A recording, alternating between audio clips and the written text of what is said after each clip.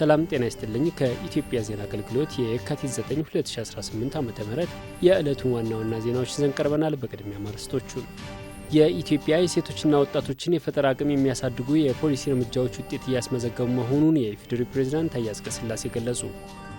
ኢትዮጵያ በአርቲፊሻል ኢንተለጀንስ አብዮት ዘመን የዘርፉ መሪ እንድትሆን የሚያስችል አቅም እየተገነባ መሆኑን ምክትል ጠቅላይ ሚኒስትር ተመስገን ጥሩነህ ገለጹ። በምርጫ ወቅት ለሚነሱ ቅሬታዎች በሕግ ላይ የተመሰረተ አፋጣኝ ምላሽ ለመስጠት በትኩረት እንደሚሰራ የፌዴራል ጠቅላይ ፍርድ ቤት ፕሬዝዳንት ቴዎድሮስ ምህረት አስታወቁ። ሕዝበ ሙስሊሙ በረመዳን ወር የዘወትር መልካም ተግባራትን በማከናወን ማሳለፍ እንደሚገባ የኢትዮጵያ እስልምና ጉዳዮች ጠቅላይ ምክር ቤት ፕሬዝዳንት ሼህ ሀጂ ኢብራሂም ቱፋ ገለጹ። ኢትዮጵያ በአፍሪካ ቀንድ ሰላምና መረጋጋትን ለማምጣት የምታደርገውን ጥረት እንደሚያደንቁ በኢትዮጵያ የዩናይትድ ኪንግደም አምባሳደር ዳረን ዌልች ገለጹ። የሚሉት የዕለቱ ዋና ዋና ዜናዎች ናቸው። ዜናዎቹን በዝርዝር እንመለከታለን። ከዜናዎቹ ጋር አህመድ መሐመድ አብሬያችሁ ቆያለሁ። የኢትዮጵያ ሴቶችና ወጣቶችን የፈጠራ አቅም የሚያሳድጉ የፖሊሲ እርምጃዎች ውጤት እያስመዘገቡ መሆኑን የኢፌዴሪ ፕሬዝዳንት ታዬ አጽቀሥላሴ ገለጹ። በአፍሪካ የወጣቶችን ክህሎት በማጠናከር ዘላቂ የስራ ዕድል ተጠቃሚነት ለማረጋገጥ የፓን አፍሪካ የኢኖቬሽን ኮሪደር መፍጠር ይገባልም ብለዋል። የአፍሪካ ቢዝነስ ፎረም 2026 የአፍሪካን የወደፊት ተስፋ በገንዘብ መደገፍ፣ የስራ ዕድልና ኢኖቬሽን ለዘላቂ ሽግግር በሚል መሪ ሀሳብ በአፍሪካ ኢኮኖሚክ ኮሚሽን ተካሂዷል። ፕሬዚዳንቱ በዚህ ወቅት እንዳሉት የአፍሪካ ህብረት አጀንዳ 2063 ወጣቶችን የአህጉሪቱ ህዳሴ አብሳሪ እንዲሆኑ ማስቻል ነው። በአፍሪካ 70% ዜጎች ከ30 ዓመት በታች መሆናቸውን ገልጸው መስራት ከሚችሉት 362 ሚሊዮን ዜጎች የሥራ ዕድል መፍጠር የሚችሉት የግብርና የአገልግሎትና ሌሎች ዘርፎች አቅም ግን ከ151 ሚሊዮን አይበልጥም ብለዋል። ይህ አፍሪካ ወጣቶችና ሴቶችን ታሳቢ ያደረገ ክህሎት ግንባታ፣ ስራ ዕድል ፈጠራና ኢኖቬሽን ላይ መስራት እንዳለበት የሚያሳይ መሆኑንም ገልጸዋል። በአፍሪካ በቂ የስራ ዕድል የሚፈጥሩ የአምራች ኢንዱስትሪዎች፣ የትራንስፖርት መሰረተ ልማትና ጠንካራ ተቋማት ሊኖሩ ይገባልም ነው ያሉት። ከዚህ አንጻር ኢትዮጵያ የወጣቶችና ሴቶችን የዲጂታል ክህሎት ፈጠራና ኢኖቬሽን ላይ በትኩረት እየሰራች ትገኛለች ብለዋል። ኢትዮጵያ ለወጣቶች ክህሎትን መሰረት ያደረገ የስራ ዕድል ለመፍጠር ወሳኝ የፖሊሲ እርምጃ መውሰዷን በመግለጽ ይህንንም ተከትሎ ከተፈጠሩ የስራ ዕድሎች 84% የሚሆነው ለወጣቶች መሆኑን ገልጸዋል። ኢትዮጵያ በአርቲፊሻል ኢንተለጀንስ አብዮት ዘመን የዘርፉ መሪ እንድትሆን የሚያስችል አቅም እየተገነባ መሆኑን ምክትል ጠቅላይ ሚኒስትር ተመስገን ጥሩነህ ገለጹ።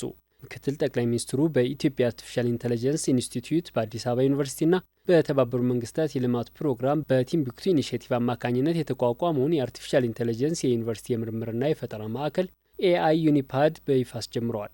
በዚህ ወቅት ባደረጉት ንግግርም ኢትዮጵያ የአርቲፊሻል ኢንተለጀንስ ዘመንና አብዮት ውስጥ የዳር ተመልካች ሳትሆን መሪ ሚና ያላት መሆኗን ገልጸዋል። ዛሬ የተመረቀው ማዕከልም ኢትዮጵያ በቴክኖሎጂ ዘርፍ ያላትን የዲጂታል ሉዓላዊነት የምታረጋግጥበትና የነገውን ብሩህ ተስፋ የምታበስርበት ነው ብለዋል። ማዕከሉ ኢትዮጵያ ወደ አዲስ የፈጠራ ምዕራፍ የተሸጋገረችበትና የልዕልና መገለጫ መሆኑንም ጠቅሰዋል። ምክትል ጠቅላይ ሚኒስትሩ አክለውም በ21ኛው ክፍለ ዘመን ሉዓላዊነት በድንበር ብቻ የሚወሰን አለመሆኑን አንስተዋል። ይልቁንም ሉዓላዊነት ማለት የራስን መረጃ መቆጣጠር፣ የራስን የዲጂታል ቀመር መቅረጽና ችግሮችን በራስ እውቀት የመፍታት አቅም መገንባት ማለት ነው ብለዋል። ማዕከሉ ከምርምር እስከ ቢዝነስ ፈጠራ ድረስ ያሉ የብቃት ማሳደጊያ መርሃ ግብሮችን አቀናጅቶ የያዘ ሲሆን ወጣቶች የራሳቸውን ቴክኖሎጂ ፈጥረው ለዓለም እንዲያጋሩ ምቹ ሁኔታ ይፈጥራልም ብለዋል። ይህም መንግስት ከነደፈው ዲጂታል ኢትዮጵያ 2030ና ሀገር በቀል የኢኮኖሚ ማሻሻያ አጀንዳ ጋር የተጣጣመና ለማሳካት ጉልህ ሚና የሚኖረው መሆኑንም አመላክተዋል። አፍሪካ መጻኢ መዳረሻዋን በራሷ መገንባት እንደምትችል የተናገሩት ምክትል ጠቅላይ ሚኒስትሩ ኢትዮጵያ በፈጠራና በአርቲፊሻል ኢንተለጀንስ መሪ እንደምትሆን አረጋግጠዋል። በምርጫ ወቅት ለሚነሱ ቅሬታዎች በሕግ ላይ የተመሰረተ አፋጣኝ ምላሽ ለመስጠት በትኩረት እንደሚሰራ የፌዴራል ጠቅላይ ፍርድ ቤት ፕሬዝዳንት ቴዎድሮስ ምህረት አስታወቁ። የፌዴራል ጠቅላይ ፍርድ ቤት ከኢትዮጵያ ብሔራዊ ምርጫ ቦርድ ጋር በመተባበር በምርጫ ጉዳዮች ቅሬታ አፈታት ዙሪያ ለፌዴራል ጠቅላይ ፍርድ ቤት፣ ለፌዴራል ከፍተኛ ፍርድ ቤትና ለፌዴራል የመጀመሪያ ደረጃ ፍርድ ቤት እንዲሁም ከሁሉም ክልሎች ለመጡ ዳኞች ስልጠና መስጠት ተጀምሯል። ለ4 ተከታታይ ቀናት በሚቆየው ስልጠና በአዲስ አበባ ዩኒቨርሲቲ የዘርፉ ምሁራን፣ በምርጫ ቦርድ ባለሙያዎችና በሰበር ሰሚ ዳኞች የሚሰጥ ሲሆን በ3 ዙር 150 ዳኞች እንደሚሳተፉ ተገልጿል። በዚሁ ጊዜ የፌዴራል ጠቅላይ ፍርድ ቤት ፕሬዝዳንት ቴዎድሮስ ምህረት ዳኞች የዜጎችን የፍትህ አገልግሎት ጥራት በማሻሻል ኃላፊነታቸውን በሚገባ እየተወጡ እንደሚገኙ ተናግረዋል።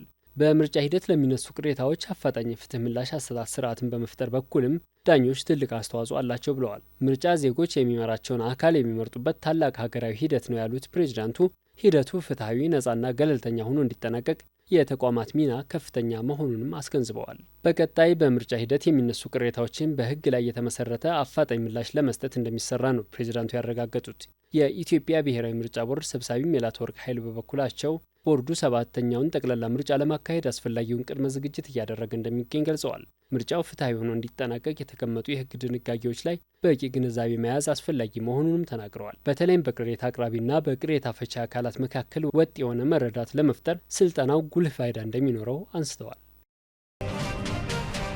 ሙስሊሙ የረመዳን ወርን የዘወትር መልካም ተግባራትን በማከናወን ማሳለፍ እንደሚገባ የኢትዮጵያ እስልምና ጉዳዮች ጠቅላይ ምክር ቤት ፕሬዝዳንት ሼህ ሀጂ ኢብራሂም ቱፋ ገለጹ።